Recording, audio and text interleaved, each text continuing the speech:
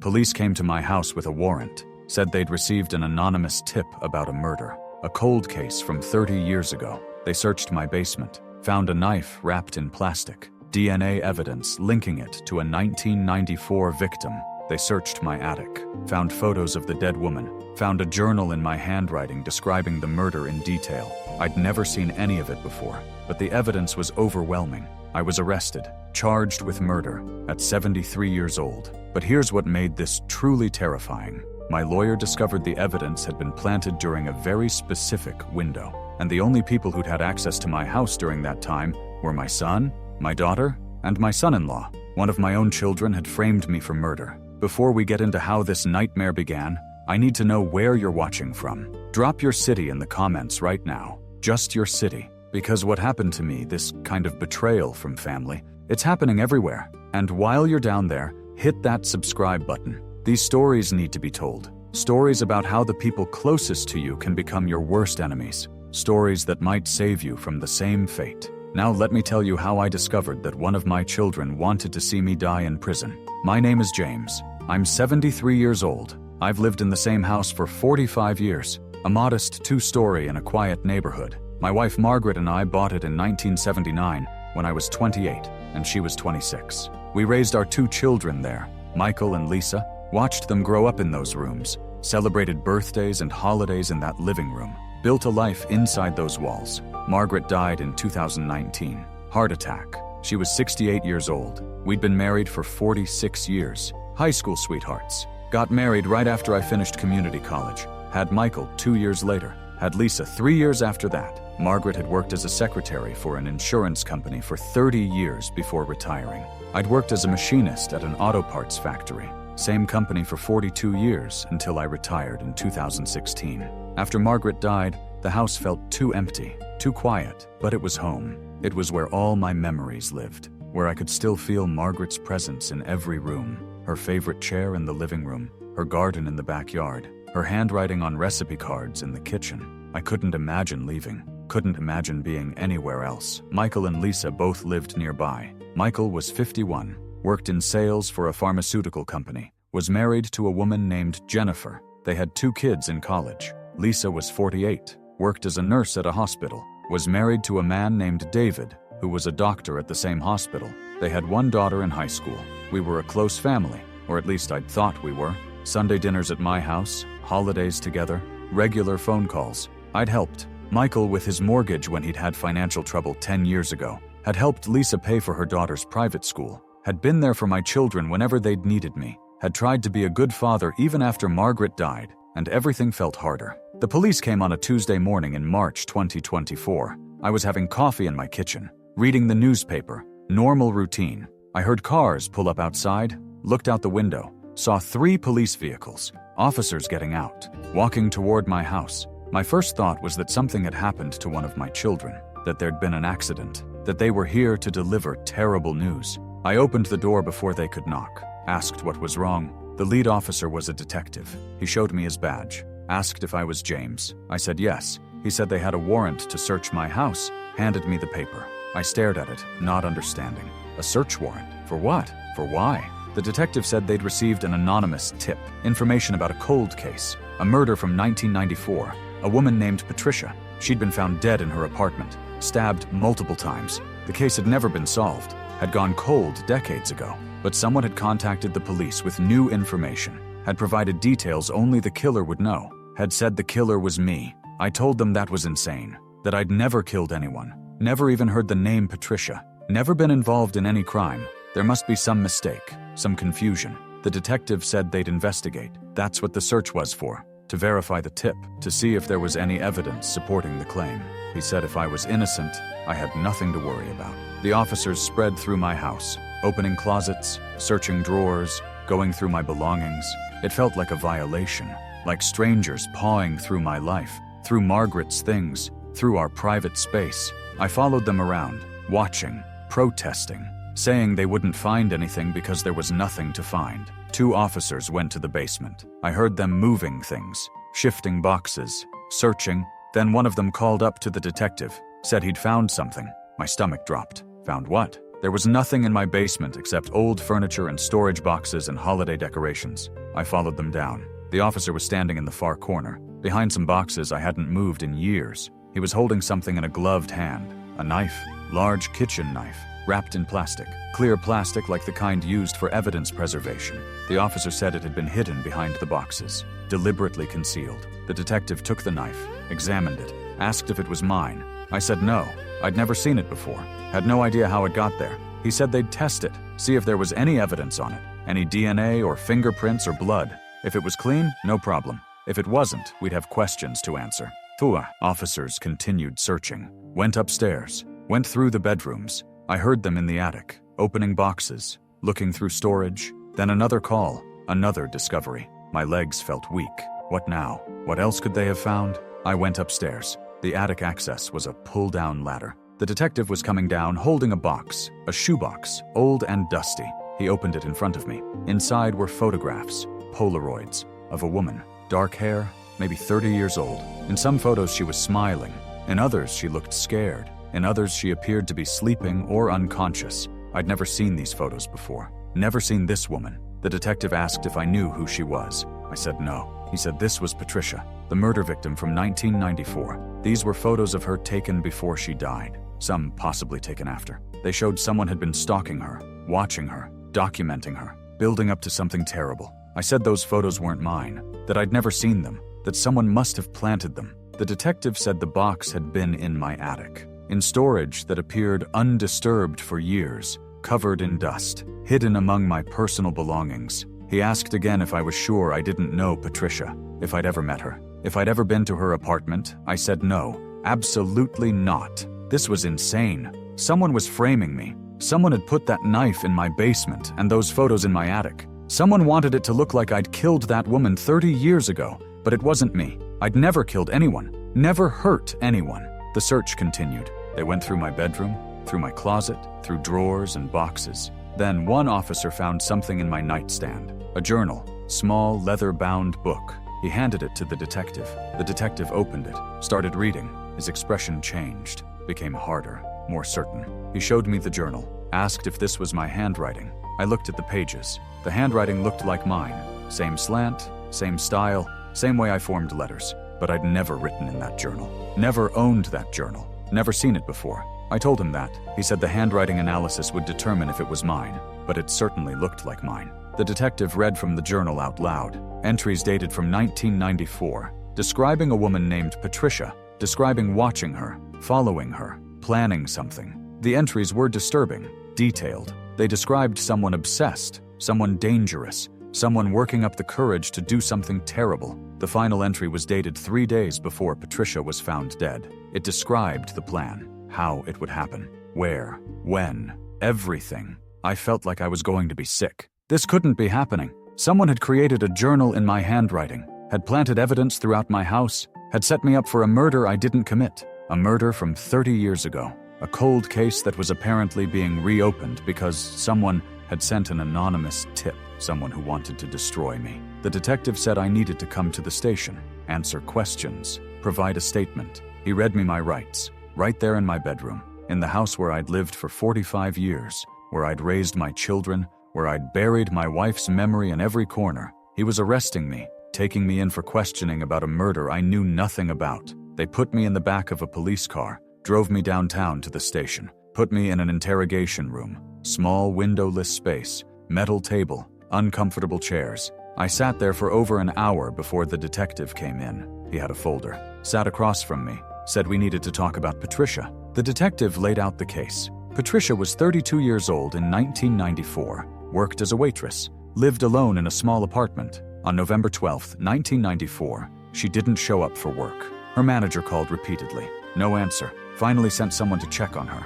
They found her dead in her apartment, stabbed 11 times. Signs of a struggle, blood everywhere. The medical examiner said she'd been dead for approximately 24 hours. Put time of death around November 11th in the evening. The police had investigated, interviewed neighbors, co-workers, friends, family. No one saw anything suspicious. No one heard anything. Patricia kept to herself, didn't have enemies, didn't have a boyfriend at the time. There was no clear motive, no clear suspect. The case went cold within a few months. remained unsolved for 30 years. Then, 2 weeks ago, the detective said, they received an anonymous email sent from an encrypted address, untraceable. The email said the person who killed Patricia was named James, provided my address, said I'd been stalking Patricia in 1994, that I'd been obsessed with her, that I'd killed her in a rage when she'd rejected me. The email included details about the crime scene, details that had never been released to the public, details only the killer or the police would know,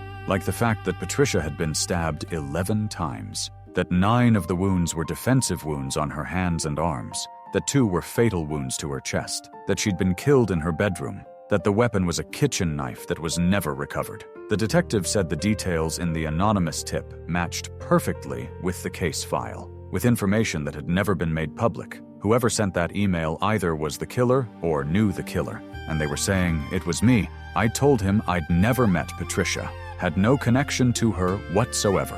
In 1994, I'd been working at the factory, coming home every evening to Margaret and the kids. Michael had been in college, Lisa had been in high school. I'd been living a completely normal life. I hadn't been stalking anyone, hadn't been obsessed with anyone, hadn't killed anyone.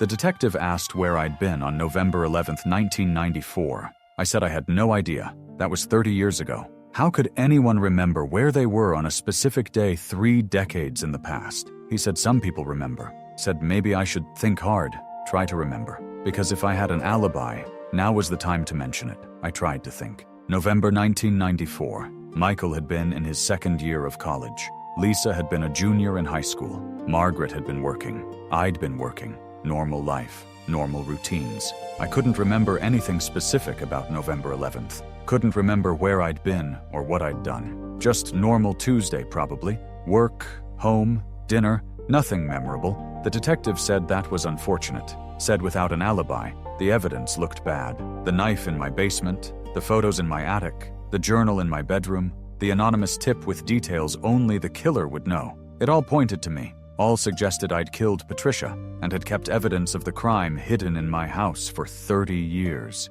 I said the evidence was planted, that someone had put those things in my house, that someone was framing me. The detective asked who? Who would do that? Who would go to such elaborate lengths to frame me for a 30-year-old murder? I said I didn't know, but someone had. Someone wanted me in prison. Someone wanted to destroy me. The detective said they'd test the evidence, would do DNA analysis on the knife, would analyze the handwriting in the journal, would investigate thoroughly, but that in the meantime, I was being charged with first-degree murder, that I'd be arraigned, that I'd need a lawyer, that this was serious as it gets. They booked me, fingerprints, mugshot, processing, then took me to a holding cell. I sat on a metal bench in a concrete cell trying to process what was happening. I'd been arrested for murder, a murder I didn't commit, a murder from 30 years ago. A cold case I'd never heard of until this morning.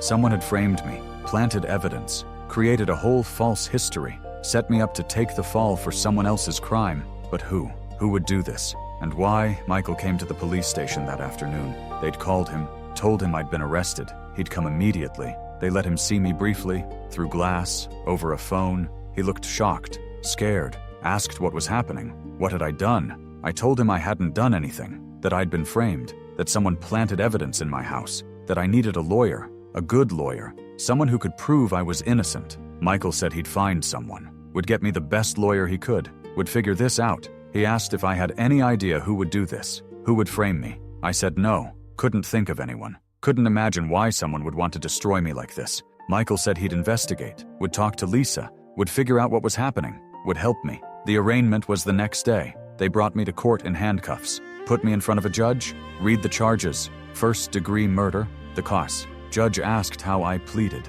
My court-appointed lawyer said not guilty. The prosecutor argued I was a flight risk, that the evidence was strong, that I should be held without bail. My lawyer argued I was 73 years old, had lived in the same place my whole life, had family here, had no criminal record, had no reason to run, that I should be released on bail. The judge set bail at $500,000. An amount I couldn't possibly pay. Michael tried to scrape together the 10% needed for a bail bond, $50,000. He didn't have it, neither did Lisa. My retirement savings were modest. I had maybe $40,000 in the bank. Not enough. I stayed in jail. The court-appointed lawyer was a young woman named Ashley, maybe 30 years old, fresh out of law school, overworked. She met with me in a small room at the jail, said she'd reviewed the case, that the evidence looked bad, really bad. The knife, the photos, the journal, the anonymous tip with details matching the crime.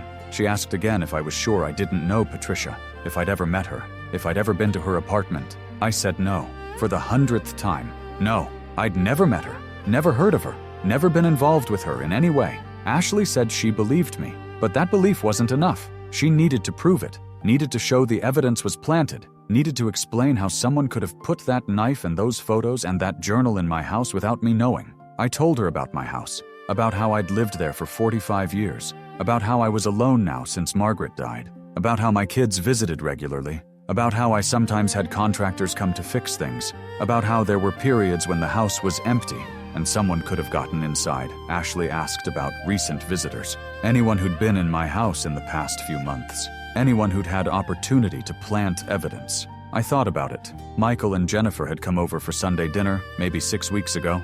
Lisa and David had been over around the same time. Some neighbors had come by. A contractor had fixed my furnace in January. A cleaning service had come once after Margaret died to help me deep clean. That was over a year ago. Ashley made notes, said she'd investigate all of them, would check if anyone had opportunity, would see if there were any suspicious connections to the victim or the case. She said the key was the anonymous tip. If they could figure out who sent it, they might be able to prove I was being framed. But encrypted emails were hard to trace, might be impossible. I spent 2 weeks in jail before Michael managed to scrape together bail. He'd borrowed from friends, from his in-laws, from anyone who would lend him money. He'd mortgaged his house, had pulled together $50,000. I was released on bail pending trial, went home to my house, the house that had been searched. That had become a crime scene. That felt contaminated now, violated. I walked through looking at everything differently. Someone had been in here, had planted evidence, had hidden a knife in my basement, had hidden photos in my attic, had hidden a journal in my bedroom, had done all of this without me noticing, without leaving any trace. How? When? Michael came over that evening, brought Lisa with him. They sat in my living room, the same living room where we'd celebrated holidays, where we'd opened Christmas presents, where we'd been a family. Now we sat there as I'd been accused of murder, as my children looked at me wondering if their father was capable of killing someone. Lisa was the first to ask directly. She said, "Dad, I need to know, did you do this? Did you kill that woman?" The question hurt more than I'd expected. My own daughter asking if I was a murderer. I told her no, absolutely not. I'd never killed anyone, never hurt anyone. I was being framed. Someone had planted evidence. Someone wanted me in prison. Someone wanted to destroy me. Michael asked the same question Ashley had asked. Who would do that? Who would go to such lengths? Who had access to the house? Who had opportunity? I said I didn't know, but that someone did. Someone had done this. Someone who knew enough about the case to provide details in that anonymous tip. Someone who knew my house well enough to plant evidence without being detected. Someone with motive to see me destroyed. Lisa's husband, David, had been quiet. He finally spoke. Said he worked at a hospital with access to medical records. Said if Patricia had ever been treated there, he could check. Could see if there was any connection between her and our family. Any link that might explain why someone was framing me. Lisa said that was a good idea. That they should check everything. Should investigate everyone. Should find out who did this. Michael said he'd been thinking. Said the evidence had been planted recently. The knife wrapped in plastic. The photos in a box. The journal in a nightstand. None of it had been there long. Maybe weeks or months, not years. Someone had put them there, knowing the police would search, knowing about the anonymous tip. The planting and the tip were coordinated, done by the same person or people. I asked when the last time someone had been in my basement was, when someone had access to that corner where the knife was found. Michael thought about it, said he'd helped me look for Christmas decorations in December, 3 months ago. The knife hadn't been there then. He'd moved those exact boxes, would have seen it. So the knife had been planted sometime between December and March, a 3-month window. Lisa asked about the attic. When had someone been up there last? I said not in years, not since Margaret died. I hadn't needed anything from the attic, hadn't gone up there, so someone had accessed it without me knowing, had climbed up, had planted the photos in that shoebox, had hidden them among my storage, probably during the same time frame as the knife, December to March. David said the journal was the most concerning. It had been in my nightstand, next to my bed. where I'd see it every day. How could someone plant it there without me noticing? I said I didn't use that nightstand much, just had basic things in there. Reading glasses, some medications. I didn't go through it regularly. Someone could have slipped the journal in. I might not have noticed for weeks or months. Michael asked who'd been in my bedroom recently. I thought about it. No one really. Michael and Jennifer and Lisa and David had been to the house, but they'd stayed downstairs, had dinner in the kitchen, sat in the living room, hadn't gone upstairs. The contractor who'd fixed the furnace had been in the basement. The cleaning service hadn't been here in over a year. No one had been in my bedroom except me, unless someone had been in the house when I wasn't there, unless someone had a key, unless someone had broken in. But there were no signs of forced entry. The police had checked. No broken windows, no damaged locks. Whoever had planted the evidence had either had a key or had been invited in. Lisa asked who had keys to the house. I said just me, and Michael had a spare key. Had one for years in case of emergency, in case I locked myself out or had an accident and someone needed to get in.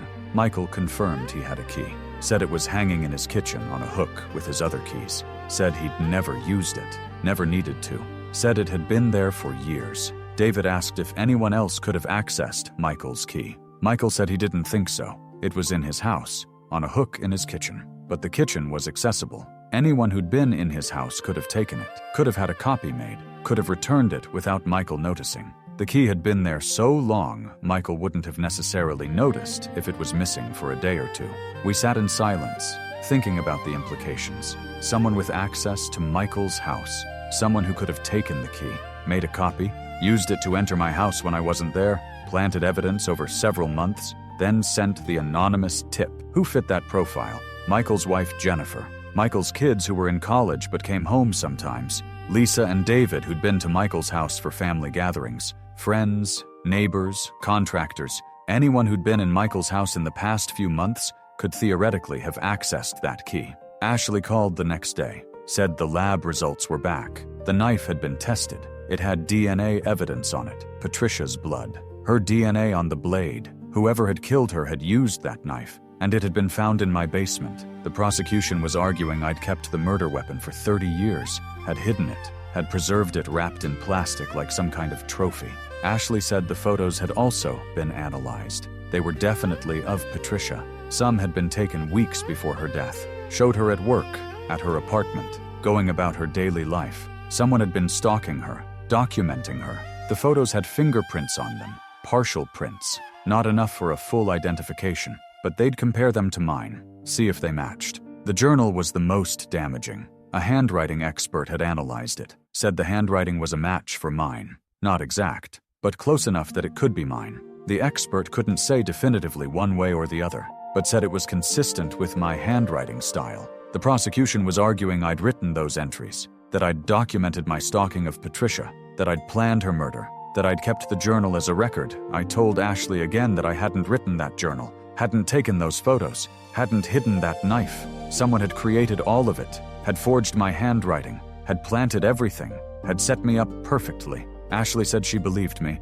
but that proving it would be difficult. The evidence was sophisticated, professional. Whoever did this knew what they were doing. Ashley said she'd received the anonymous email through a court order, the one that had tipped off the police. She'd had it analyzed by a computer forensics expert. The email had been sent through multiple proxy servers, routed through several countries, designed to be untraceable. But the expert had found something interesting. The email had been sent from someone using a VPN service, a service that cost money, required a subscription, a credit card payment. The forensic expert had worked with the VPN company, had traced the payment. The credit card used to pay for the VPN service was registered to David, Lisa's husband, my son-in-law. I felt like I'd been punched in the chest. David? David had sent the anonymous tip? David had framed me? But why? What possible reason could he have? We'd always gotten along. He'd been part of the family for 20 years, had been married to Lisa for 18 years, had been at every holiday, every birthday, every family gathering. Why would he want to destroy me? Ashley said there was more. The forensic expert had dug deeper, had looked into David's background, had found something disturbing. In 1994, the year Patricia was murdered, David had been living in the same apartment complex as Patricia. Same building, different floor, They'd been neighbors. The police had interviewed everyone in the building back then. Had interviewed David. He'd been 23 years old, a medical student. He'd told police he didn't know Patricia, had never spoken to her, had never noticed anything suspicious, but David had lied. The forensic expert had found old social media posts, messages, evidence that David had known Patricia, had asked her out, had been rejected, had been obsessed with her, had been stalking her in the months before she died. David had killed Patricia, had stabbed her 11 times in her apartment, had kept the murder weapon, had taken photos of her, had documented everything in a journal, and then he'd hidden all of it, had moved on with his life, had gone to medical school, had become a doctor, had married my daughter, had joined my family, had lived among us for 20 years as a murderer, as someone who'd gotten away with killing a woman 30 years ago. And now, for some reason, David had decided to frame me, had planted the evidence from his own crime in my house, had sent the anonymous tip, had set me up to take the fall for the murder he'd committed 30 years ago, had tried to destroy me while keeping himself hidden, while maintaining his respectable life as a doctor, as a husband, as a father, as my son-in-law. But why? Why frame me? Why now, after 30 years? Ashley said she'd been investigating that, had looked into David's finances, his career, his life, had found something. David was in trouble, serious trouble. A patient had died under his care 6 months ago. A malpractice lawsuit had been filed. The family was suing for wrongful death. The hospital was investigating. David's medical license was under review. His career was falling apart. The investigation into the malpractice case had gotten deeper, had raised questions about David's competence, his judgment, his past. The hospital had started doing background checks, looking into David's history, looking for any red flags, any problems, any concerns, and someone at the hospital had started asking questions about 1994, about David's time in medical school, about where he'd lived, about a murder in his apartment building, about whether David had been interviewed, whether he'd been a suspect. The questions were getting closer, getting more specific. David was panicking, so David had decided to eliminate the evidence, had decided to frame someone else, had decided to plant the murder weapon and the photos and the journal in my house, had sent the anonymous tip, had made it look like I was the killer. If I went to prison for Patricia's murder, the investigation would stop, the case would be closed, David would be safe, his secret would remain hidden, his life would continue. But it hadn't worked, because the forensic expert had traced the VPN payment, had found David's connection to Patricia, had uncovered the truth. David hadn't just framed me, he'd exposed himself, had left evidence that connected him to both the original murder and the frame-up. Ashley said she'd contacted the police, had given them everything, the VPN payment, David's connection to Patricia, the evidence from 1994, the proof that David had lied to police 30 years ago. The detectives were reopening Patricia's case, were investigating David, were planning to arrest him. I sat in my living room listening to Ashley explain all of this over the phone. My son-in-law, the man married to my daughter, the father of my granddaughter, had killed a woman 30 years ago, had gotten away with it, had built a life, had joined my family, had pretended to be normal, had pretended to be safe, while carrying this terrible secret, while being a murderer. And when his secret had been threatened, he'd tried to destroy me, had planted evidence in my house, had tried to have me arrested, had tried to see me die in prison for a crime he'd committed, had been willing to sacrifice me to protect himself, to keep his career, to keep his reputation, to keep his life. I asked Ashley what would happen now. She said the police were building a case against David, were comparing his DNA to evidence from Patricia's apartment, were re-interviewing witnesses from 1994, were looking at David's movements, his access to my house, his opportunity to plant evidence. We're building a case not just for Patricia's murder, but for framing me, for evidence tampering, for obstruction of justice, for conspiracy. Ashley said David would be arrested soon, probably within days, that once he was charged, the charges against me would be dropped, the evidence in my house would be explained, the anonymous tip would be traced back to David, I'd be cleared, my name would be cleared, I'd be free. But she warned me that this would be hard on my family. Lisa didn't know yet, didn't know her husband was a murderer, didn't know he'd tried to frame me, didn't know the man she'd loved for 18 years had killed someone 30 years ago, had kept it secret their entire marriage, had used their family as cover, had pretended to be someone he wasn't. I asked if I should tell Lisa. Ashley said the police would handle it, that they'd arrest David and then explain everything to Lisa, that I should wait, should let the authorities do their job, should prepare for Lisa to need support. should prepare for my family to be torn apart by this revelation. 2 days later, police arrested David at the hospital where he worked, brought him in for questioning, confronted him with the evidence, the VPN payment, his connection to Patricia, his presence in her apartment building in 1994, the lies he'd told police back then, the evidence he'd planted in my house, the anonymous tip he'd sent. Everything, David confessed, broke down in the interrogation room, admitted he'd killed Patricia in 1994, said he'd been obsessed with her, had asked her out multiple times, had been rejected every time, had become enraged, had gone to her apartment, had attacked her, had stabbed her 11 times, had taken the murder weapon, had taken photos, had documented everything in a journal, had kept it all as some kind of twisted memento. David said he'd lived with that secret for 30 years, had buried it, had moved on, had become a doctor, had married Lisa, had built a normal life, had tried to forget what he'd done. But the secret had always been there, always lurking, always threatening to surface. When the malpractice investigation had started asking questions about his past, David had panicked, had realized the truth might come out, had decided to eliminate the evidence. But he couldn't just destroy it. That would raise questions if anyone ever did connect him to Patricia's case. So he'd decided to plant it, to frame someone else, to make it look like someone else had killed Patricia. He'd chosen me because of the access, because he'd been in my house many times, because he knew Michael had a key. David had borrowed Michael's key one day, had told Michael he needed to drop something off at my house. Michael had given him the key without thinking twice. David had made a copy, had returned Michael's key the same day, had gained access to my house without anyone knowing. Over several months, David had planted the evidence, had hidden the knife in the basement when I was out, had planted the photos in the attic, had slipped the journal into my nightstand, had been careful, had made sure everything looked authentic, looked old, looked like it had been there for years. Then David had sent the anonymous tip, had used the VPN to hide his identity, had provided details only the killer would know, had directed police to my house, had sat back and watched as I'd been arrested,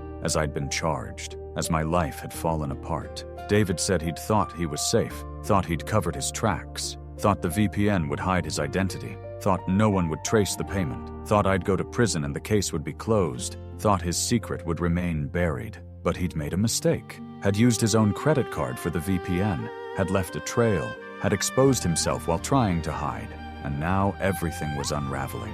Now the truth was coming out. Now he was facing charges for murder, for framing an innocent man, for destroying a family. The charges against me were dropped. The prosecutor issued a public apology, said I'd been wrongly accused, that the real killer had been identified, that I was free to go, that my record would be cleared, that the state would compensate me for the wrongful arrest. But the damage was done. My family was destroyed. Lisa was devastated. Her husband was a murderer, had killed someone 30 years ago, had tried to frame her father, had used their family as cover for decades, had lied to her every day of their marriage, had pretended to be someone he wasn't. Lisa filed for divorce immediately, said she couldn't stay with David, couldn't forgive him, couldn't trust him, couldn't let her daughter be around him. She moved out of their house, moved in with Michael temporarily, started rebuilding her life, started therapy, started trying to process what had happened. My granddaughter was traumatized. Her father was a killer,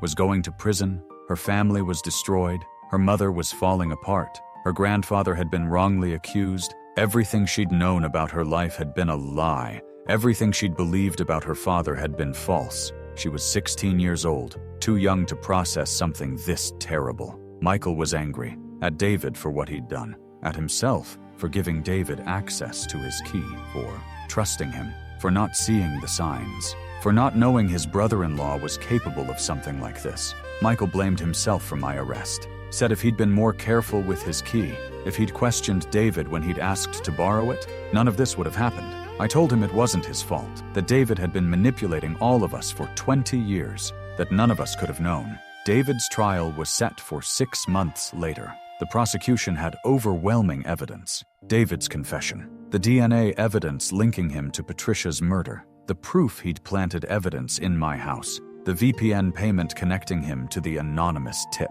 witnesses from 1994 who'd seen David obsessing over Patricia, medical records showing David had treated a cut on his hand the day after Patricia was killed, a cut consistent with the defensive wounds Patricia had inflicted. The prosecution offered David a deal: plead guilty to both Patricia's murder and to framing me. Accept life in prison without parole. Avoid a trial that would drag the family through more pain. David's lawyer advised him to take it, said a trial would be humiliating, would expose everything, would guarantee conviction, would possibly result in the death penalty given the premeditation and the attempt to frame an innocent man. David took the deal, pleaded guilty in court, was sentenced to life without parole, was taken to prison the same day. I sat in the courtroom watching this happen, watching my son-in-law be sentenced to die in prison, watching Lisa cry as her husband was led away in chains, watching my granddaughter bury her face in her mother's shoulder,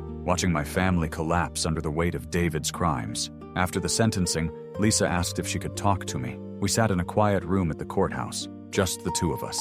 Lisa was crying, said she was sorry, so sorry, said she'd brought a murderer into our family, had married him, had built a life with him, had trusted him with her daughter, had exposed all of us to danger without knowing it. I told her it wasn't her fault, that David had fooled everyone, had been living a lie for 30 years, had been good at hiding who he really was. Lisa said she kept thinking about all the years, all the family dinners, all the holidays, all the times David had been in my house, had been around Mom, had been around the grandkids, had been pretending to be normal while carrying this terrible secret. Lisa said she'd been going through memories, trying to see if there had been signs, warning signs she'd missed, red flags she'd ignored. She'd found some things, times when David had been unusually controlling, jealous, angry, times when he'd lied about small things, times when his stories hadn't quite added up, but she'd dismissed them, had explained them away, had believed in him because she'd loved him.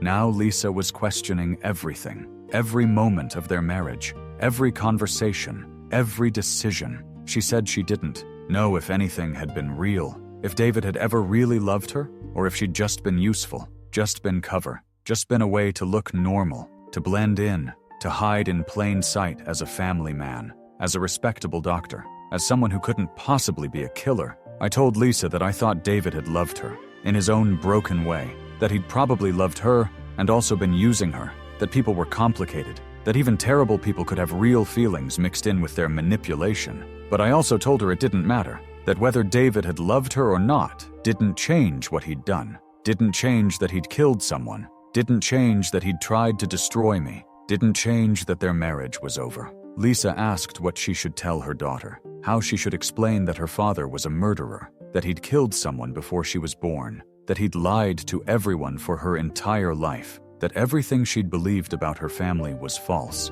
I said I didn't know, that there probably wasn't a good way to explain something like that she should probably get professional help, a therapist who specialized in trauma, someone who could help her daughter process this. Lisa said she was afraid her daughter would hate David, would hate her for marrying him, would hate me for being the reason David got caught, would hate our whole family for the pain this had caused. I said her daughter might feel all those things, might be angry at everyone, might need time to work through her feelings, but that eventually she'd understand, would see that we were all victims of David's lies, that we'd all been manipulated, that we'd all been hurt. We sat in silence for a while. Then Lisa said something that surprised me.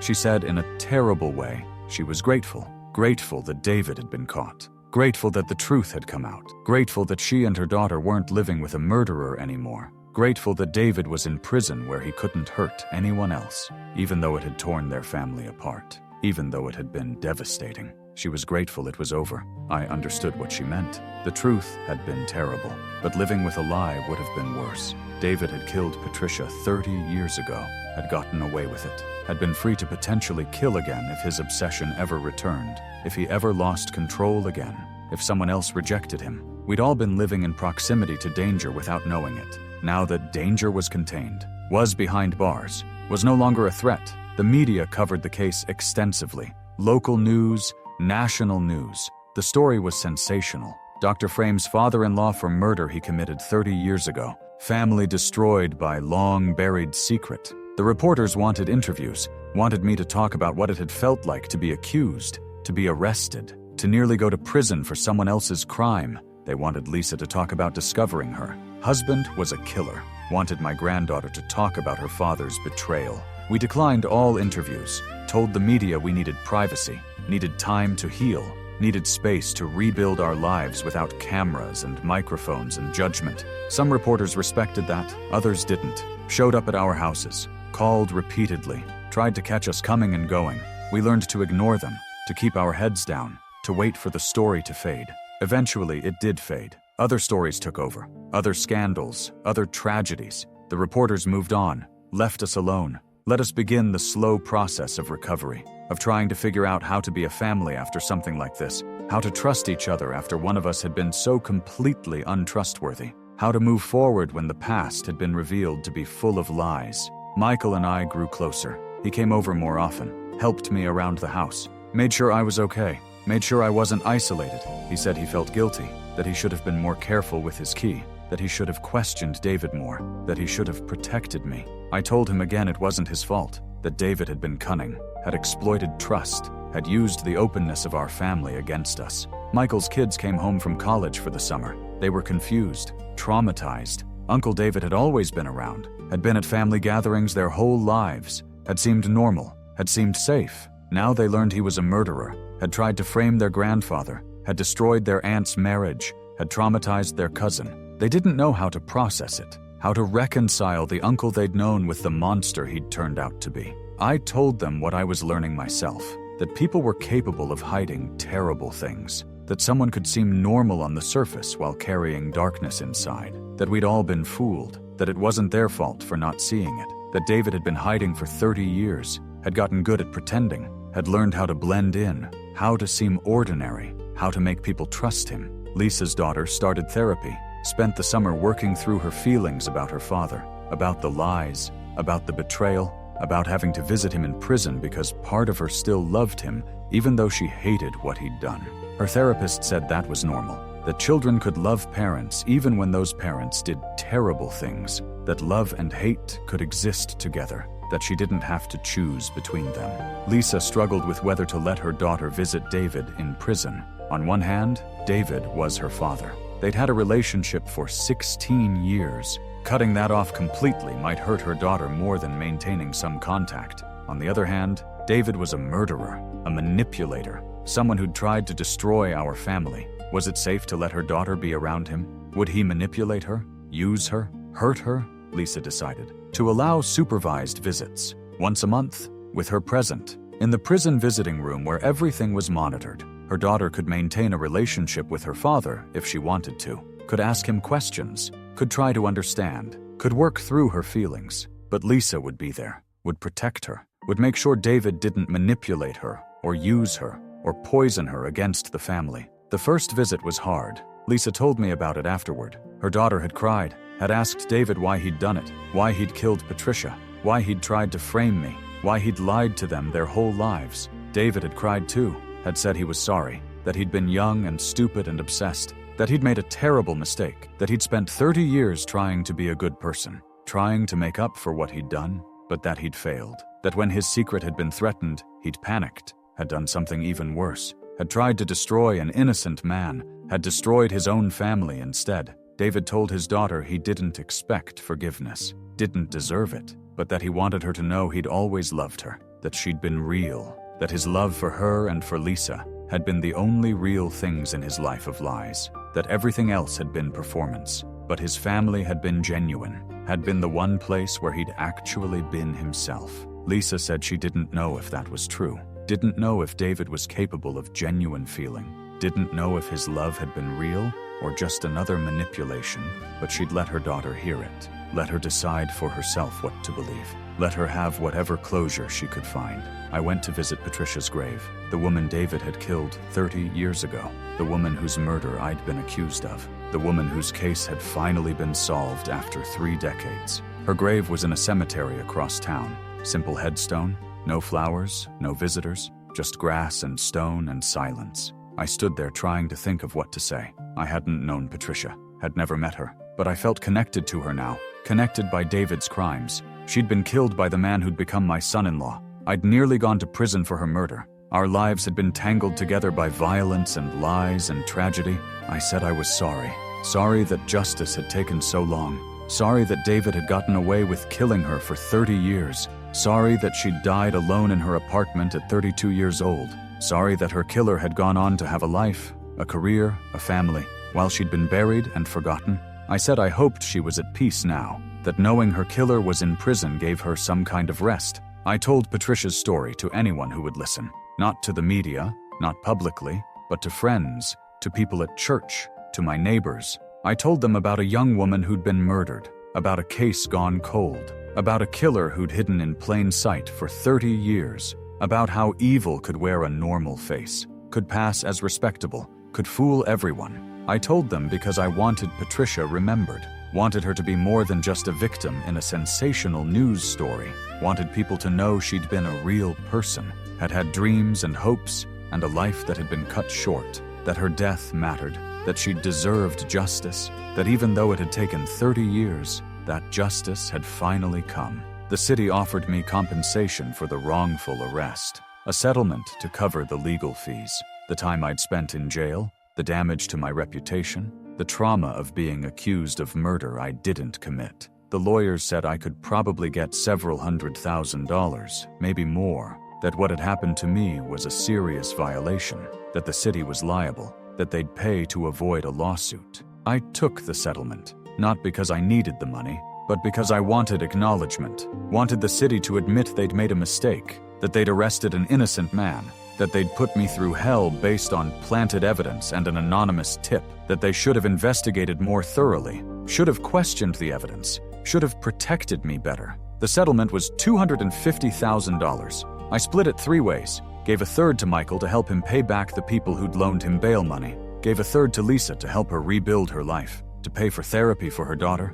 to cover the divorce costs, to give her a fresh start. I kept a third for myself, put it in the bank. Figured I'd use it for something meaningful eventually, something that honored what we'd all been through. I started volunteering at an organization that helped exonerees, people who'd been wrongfully convicted, who'd spent years or decades in prison for crimes they didn't commit, who'd finally been freed but who struggled to rebuild their lives. I'd only spent 2 weeks in jail, had only been accused for a few months, but I understood the feeling, the violation, the helplessness, the fury at being punished for something you didn't do. I met people who'd lost 10 years, 20 years, 30 years, had been teenagers when they went to prison, were middle-aged when they got out, had missed their entire adult lives. Their parents had died, their children had grown up, the world had changed, and they'd been stuck in a cell for crimes they hadn't committed. My experience was nothing compared to theirs, but I could relate, could understand, could help in small ways. I told my story at support groups, about being framed, about the planted evidence, about the arrest, about sitting in a cell knowing you're innocent but unable to prove it, about the fear that you'll spend the rest of your life in prison for something you didn't do, about the relief when the truth finally comes out, about the anger that lingers even after you're freed. Other people told their stories. Some had been exonerated by DNA evidence, some by witnesses recanting, some by the real criminals confessing. Some had been freed, but their cases were still technically unsolved. They were legally innocent, but some people still believed they were guilty, still whispered, still judged, still treated them like criminals even though they'd been cleared. We talked about how hard it was to trust again, to trust police, to trust lawyers, to trust the justice system, to trust family, to trust anyone, when the system had failed us so completely, when people we'd trusted had betrayed us or abandoned us or believed we were guilty,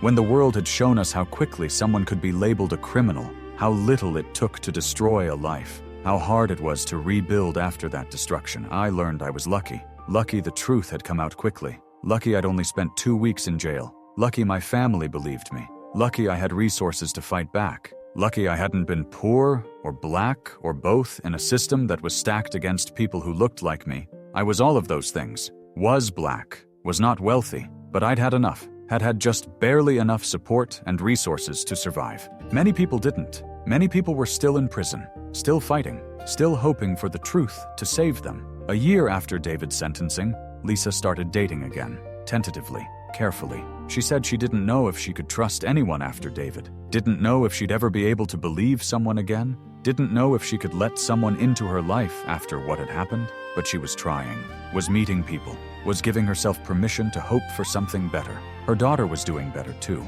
was back in school, was functioning, was laughing sometimes, was making plans for college, was rebuilding her life. She still visited David in prison once a month, still had complicated feelings about him, but she was healing, was moving forward, was becoming her own person separate from her father's crimes. Michael and Jennifer's marriage had survived, barely. Jennifer had been angry, had felt violated, had felt unsafe in her own home knowing David had been there, had accessed their keys, had used their trust to destroy the family, but they'd gone to counseling, had worked through it, had decided to stay together, had chosen to believe their marriage was strong enough to survive this. I went back to living alone in my house, the house where evidence had been planted, where police had searched, where my life had been turned upside down. Some people said I should move, should sell, should start over somewhere without those memories, without that contamination, but I didn't want to. This was my home, had been my home for 45 years. I wouldn't let David take that from me too.